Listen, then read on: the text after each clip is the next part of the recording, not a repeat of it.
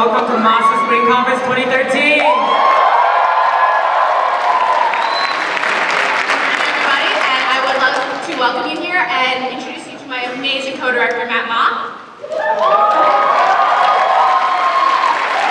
And this is my beautiful co-director, Kat Nord. Kat Nord, you're looking like $1 million. $1 million? I got this for 99 cents. Wait, what? Where'd you get that from? The thrift shop? Hey, Matt, can we go thrift shopping?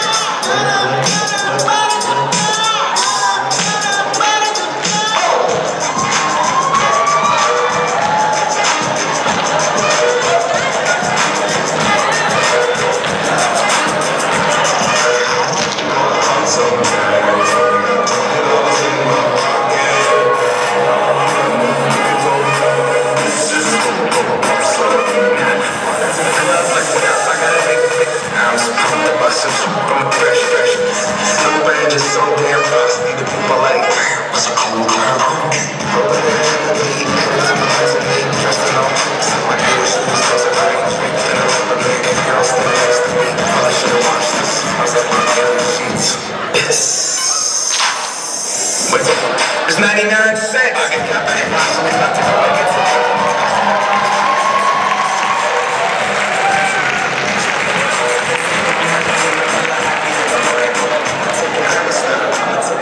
Are you guys all ready for MAASU Spring Conference 2013? Alright, before we get started, I'd just like to get an idea of everyone's experience with MAASU. So how many of you are coming to your first MAASU this year? How many of those are coming to their second MAASU this year? Third? More than 3? Yeah, y'all need to find something else to do. Kidding, we love you guys. We love you. So, to get our opening ceremony started, we'd like to invite the MAASU chairwoman, Chetna Musapia, to come up and give you guys a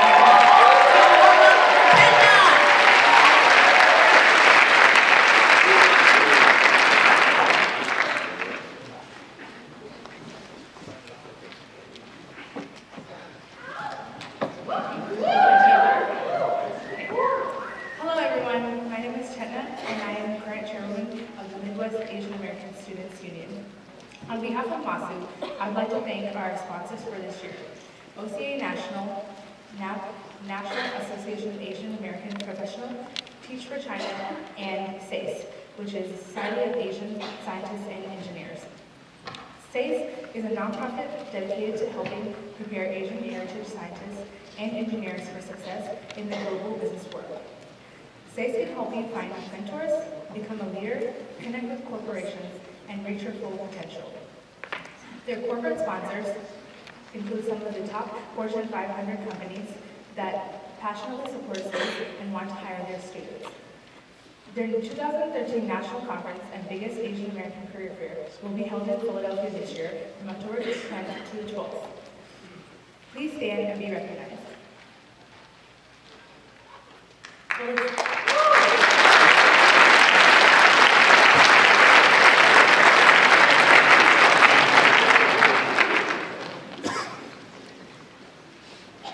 When I was in 5th grade, I quickly learned the role as we, Asian Americans, and South Asians played in this country.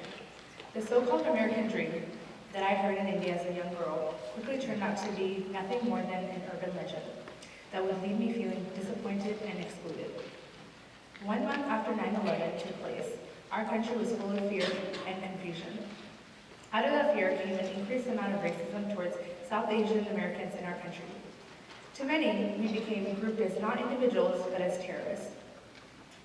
My younger brother, who was in the 3rd grade at the time, came home crying after his first classmates violently took up rocks in their small hands and told him to go back to his own country, saying he was no longer one of their friends. My brother was not only hurt by the impact of those rocks on his skin, but by those words that would follow him throughout his education. Now you can imagine what kind of toll this experience, as well as many others, might take on me and my family. After years of feeling excluded, I started to believe this lie, that I did not belong, and that I could not have a voice. 7 years later, I am at the Oklahoma State University as a young adult. Here I continue to feel different and keep my head down. I was fortunate enough, though, to make a good friend who invited me to attend the Asian American Student Association's first meeting of this school year. Later in the year, the president of the organization encouraged me to attend MAASU's spring conference at the Ohio State University. Hesitantly, I arrived at the conference completely naive of how much this experience would shape, define, and change the trajectory of my life. As I continue my road to empowerment, I realize I do have a voice that can be used for the greater good. You see, throughout my life, I realized that the struggle of being different as a racial and ethnic minority put pressure on me to conform and settle for being less than all that I am capable of becoming. Somewhere between learning that even young third graders could learn to be hateful and cruel, I also learned that being different was wrong and had consequences. Now I see that being different is the only thing that makes us unique. I have learned to embrace being different as a means to promote diversity. You see, diversity is excellence. And this excellence can only be accomplished by with many people coming together as one united front. Keeping silent plagues our API community. We must realize that if we join forces and as one Pan-Asian community full of individuals, we can have a louder collective voice. This is one lesson I have learned from MAASU and encourage all of you to learn here this weekend as well. Never accept what you see around you as being absolute and unchangeable. Even when you leave this conference, continue to ask questions and push back.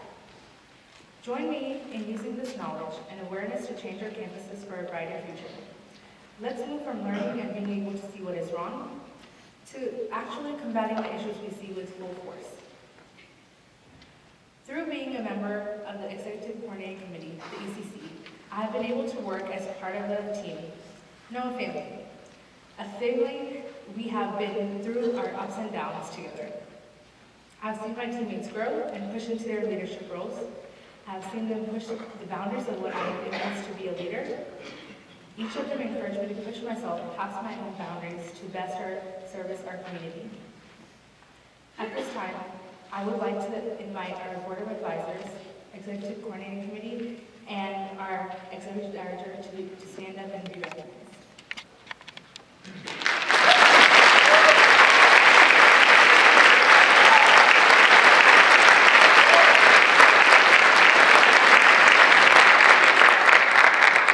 Thank you. I thank all who have come before me, those that stand with me now, and those who will continue after me, for being a part of this growing family. I know that I will always carry MAASU and my ECC family in my heart, and we welcome all of you to join us in this adventure of self-discovery, advocacy, and activism. Thank you.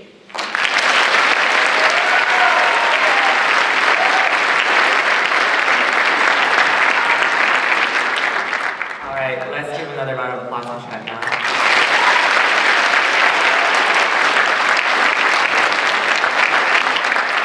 So after welcoming you here today, we want to explain a little bit about our theme this year. If you haven't heard already, our theme is Magnify, Explore Yourself, Amplify, Inspire Others.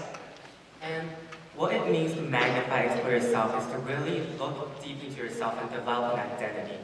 Our vision for our conference is to provide you the tools through our facilitators, our keynote speakers, our workshops, our entertainment, so that you guys can really develop that idea of what it means to be Asian Pacific Islander American. In our society today, a lot of times students have a hard time developing an identity for themselves, and because of that, it becomes very hard to get civically engaged and develop their passions. And as a result, we want our conference to be a tool for you to really look deeply into yourself and see and challenge your ideas of who you are as an individual. To us, the concept and idea of amplify, inspire others is to use the knowledge and understanding that you'll all learn today at the conference and go back into your communities to spread and share the awareness and activism with others.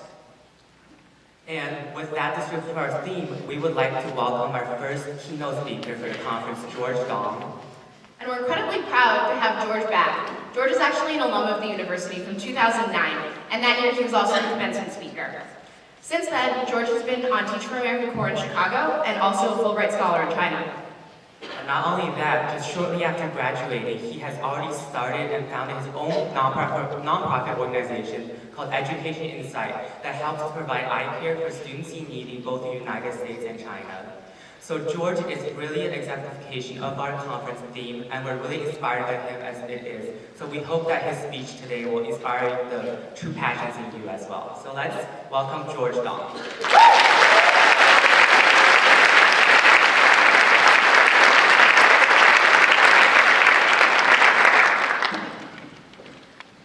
Matt and Kat, thank you so much for your kind introduction.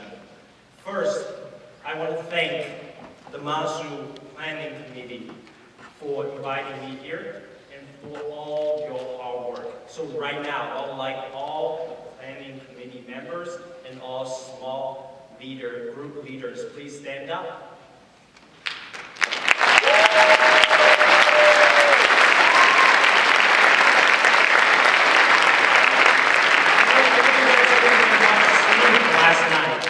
Because of your hard work and your dedication, we are here today as one. Thank you. I also want to thank the University of Michigan. We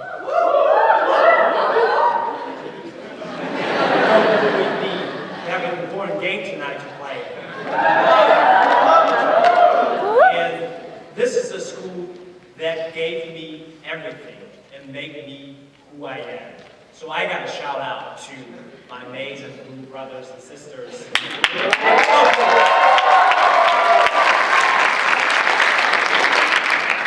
Before I start, I'm curious to know how many of you attended the MAASU Spring Conference last year in UIUC. If you did, could you please stand up? Thank you for coming back, guys. Let's give them a hand.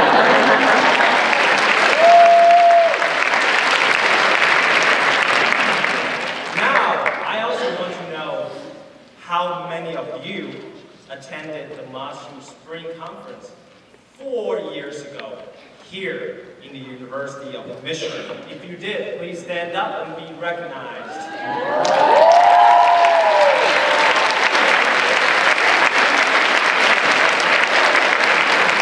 Thank you, guys. This is what this conference is all about. It's about Asian American students in the Midwest coming together as one. It's about unity and solidarity.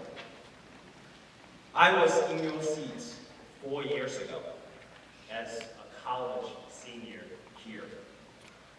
And I'm particularly proud and honored to be here today. I was born and raised in Fuzhou, China. My family and I came to this country when I was 15, and I barely spoke any English then. The first day of high school in this country, true story, I wondered why so many kids at my school call me Jackie Chan. I was like, really? I look like Jackie Chan to you? Only later I found out that it was not because any similarities between our looks, manners, or personalities. But it was because the Rush Hour movie was a blockbuster hit at the time. And my sophomore year, my nickname changed or evolved. No more Jackie Chan. I was like, yes, Finally, no more Jackie Chan. But instead, it was replaced by Yao Ming. Because obviously I'm tall and I happen to be the only Asian on the school basketball team. I didn't do very well, by the way.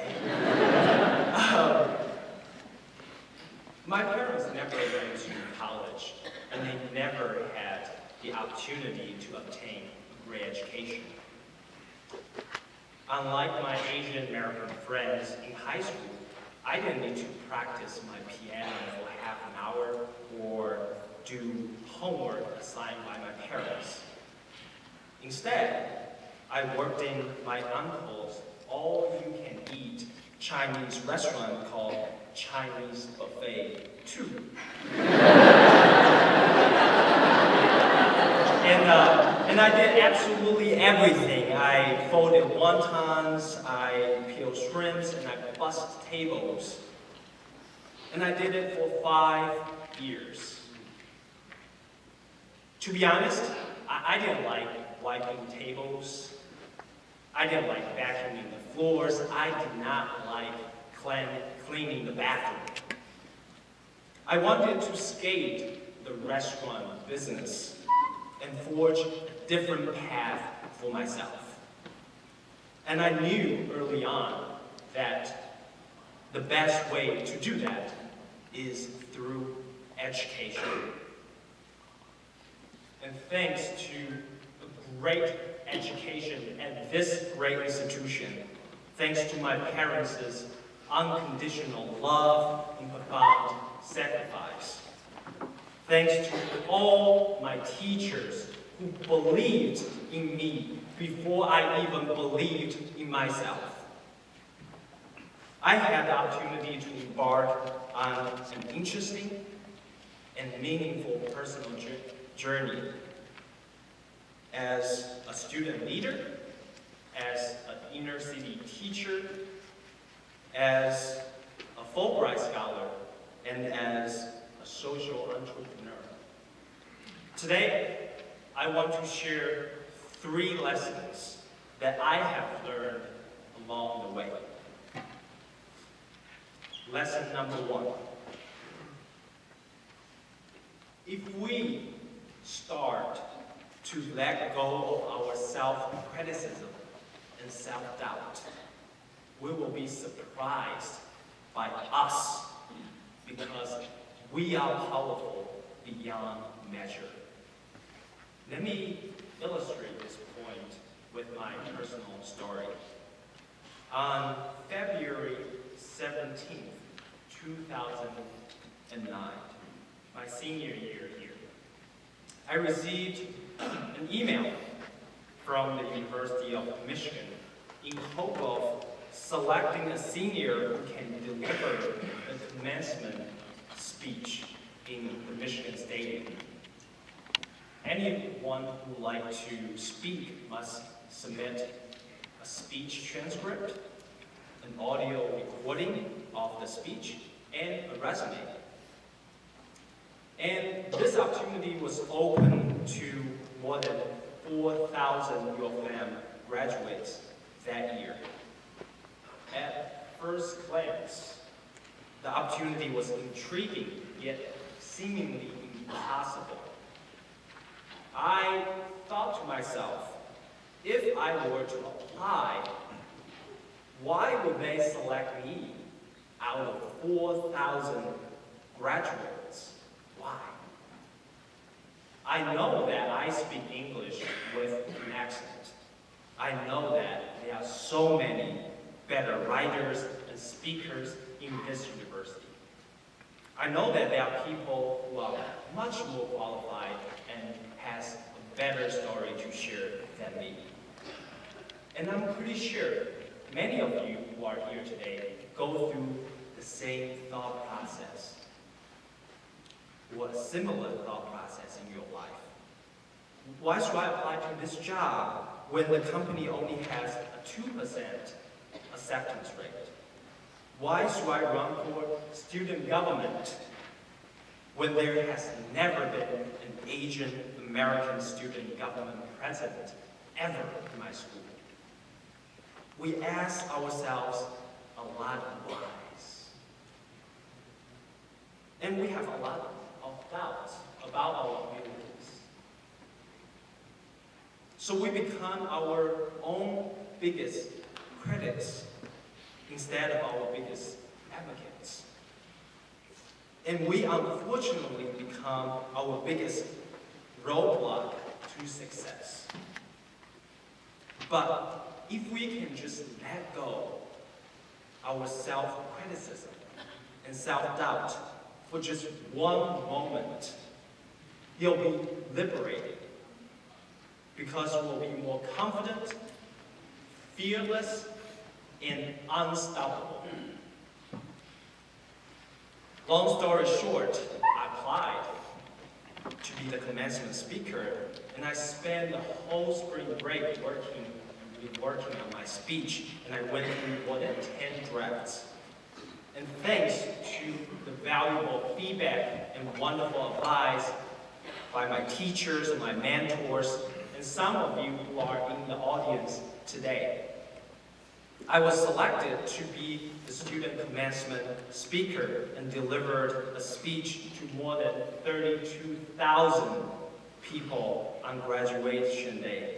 And that was one of the best memories in my life and one of the proudest moments for my father. A lot of great opportunities in life are self-selective. You are the only one in this whole world can say no to you and stop you from pursuing your own dream. So no one can say no to you but yourself.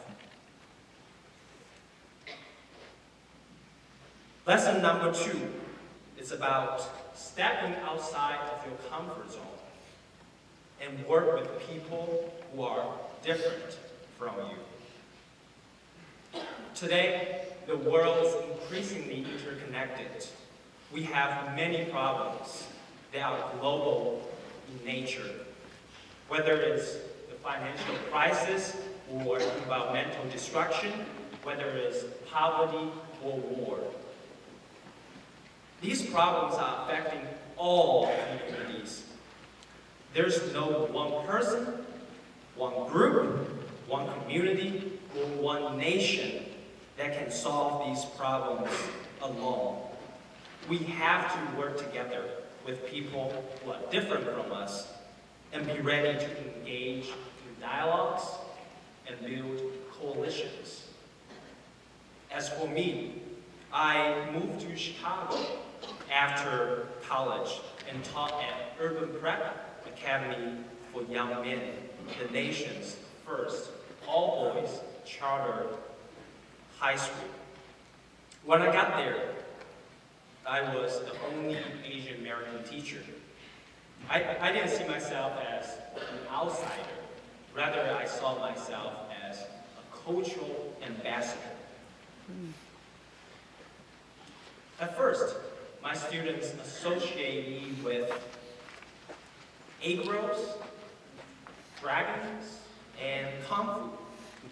But after 2 years, my students become much more culturally sensitive, know the difference between Mandarin and Cantonese. And some of them can even, you guys are gonna like this, some of them can even sing along to a few J Chow songs.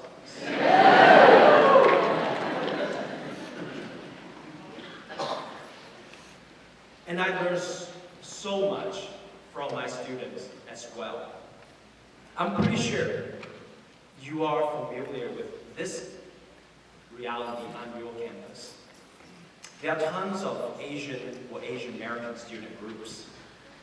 Korean, Indian, Filipino, Vietnamese, Taiwanese, Chinese, and then there's within the Chinese community, there's a group for ABCs, one for Chinese international students, one for grads, Jewish students, one for Christians, and these student groups rarely collaborate with each other. And then you see this similar pattern in Asia and in the world. North Korea wants to destroy South Korea. Pakistan is now friends with India. China might go to war with Japan over a small island. So now you are in MAASU. Some of you have traveled a long way to get here. Some of you probably got lost along the way. And you are surrounded with people from different student organizations and from different campuses. The easiest way is to just hang out with your own people from your own student group, from your own campus, and have a good time. But I challenge you today to step outside of your comfort zone and make connections with people you don't know from different schools and learn from them and make the most out of this conference. Lesson number 3 is having the courage to live a life true to yourself. Don't live in someone else's life and live to fulfill someone else's expectation. This really hit home for a lot of us because our parents have a lot of expectations for us. They came to this country, or our grandparents, they came to this country, wanted a better life, and they want their kids to be a certain way, or to do a certain job, or to enter a certain profession. And this past year, I started Education Insight and provide free vision screenings and eyeglasses to low-income students in underserved communities in the US and in China.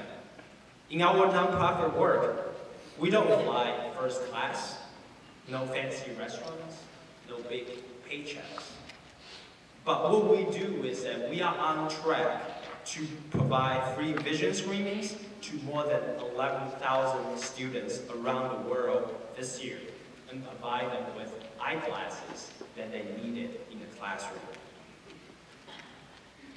Live a life true to yourself. It's not easy.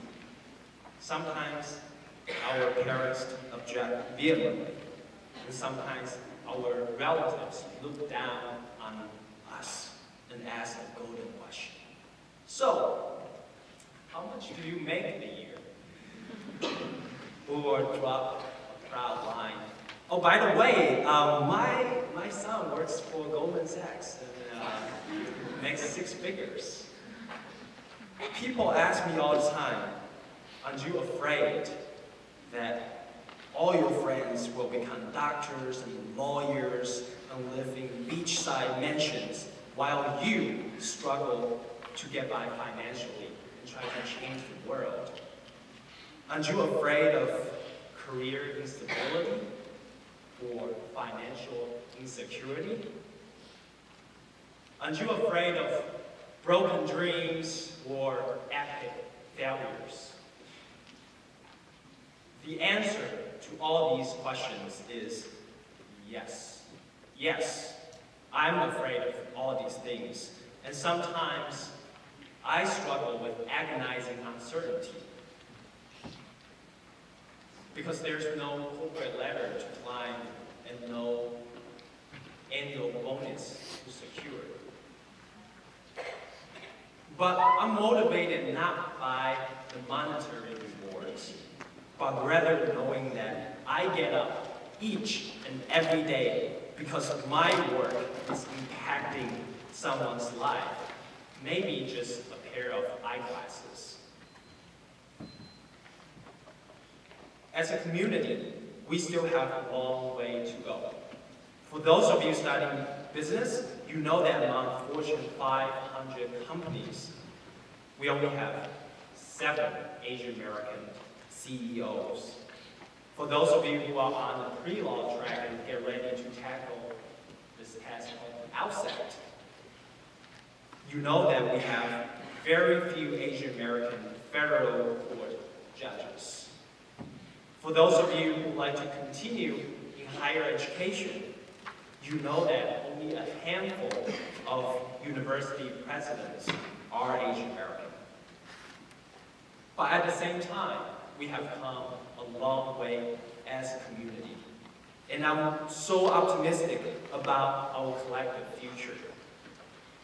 There are more Asian Americans on TV, on campus, and in presidential cabinet than ever. We absolutely need more Asian Americans to become Fortune 500 CEOs and to become Hollywood stars. But we also need more Asian Americans to dedicate their talent and their passion to make sure that we have a more just and equitable society. So starting today, I challenge you to let go of your self-criticism and self-doubt.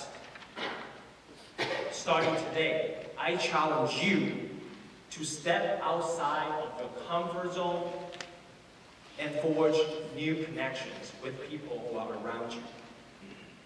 Starting today, I challenge you to live your own dream and not someone else's. So starting today, what are you going to do? Only you can stop yourself. Thank you, MAASU, and go Blue!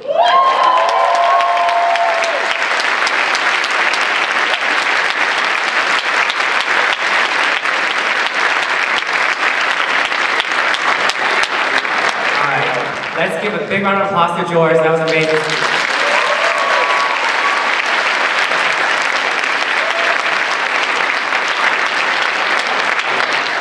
Before we release everyone else for their first small group session, we just have some important announcements for everyone here. So, number one, you each should have your name tag throughout the day. Remember to keep this name tag with you at all times. This is your ticket to MAASU. You will be needing this to get into the banquet tonight at the dining center as well. And regarding your name tags, during your last small group session today, your small group leaders will be giving you a sticker to put on your name tag. The only way you're going to get the banquet is you have to stick on your name tag. So you need to stick with your group throughout the whole day and make sure you attain this sticker at your last small group session so you can get the banquet.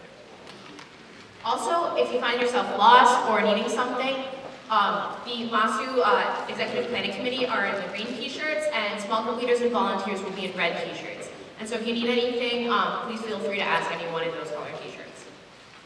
Yes, and regarding transportation for banquet tonight, if you need transportation, we are providing busing for you guys at 2 locations for pickup. Our main location is going to be at the Rackham Auditorium, so right here in the front. So if you need transportation, be here by 5:45 p.m. sharp, and we will have buses here leaving.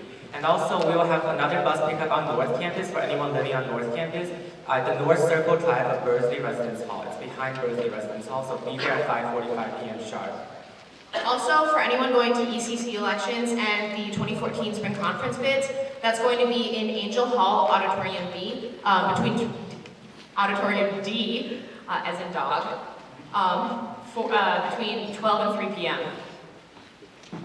And with that, we're going to start releasing small groups to lead for the first small group session. So if we call your small group number, you guys can get up and go. So first small groups to go is 11 to 13, as well as 38 to 40. So you guys can lead. Yeah, please stick with your small group leader because they'll be filing you to Mason Hall. Your small group numbers are all on your name tags in case you need to figure it out.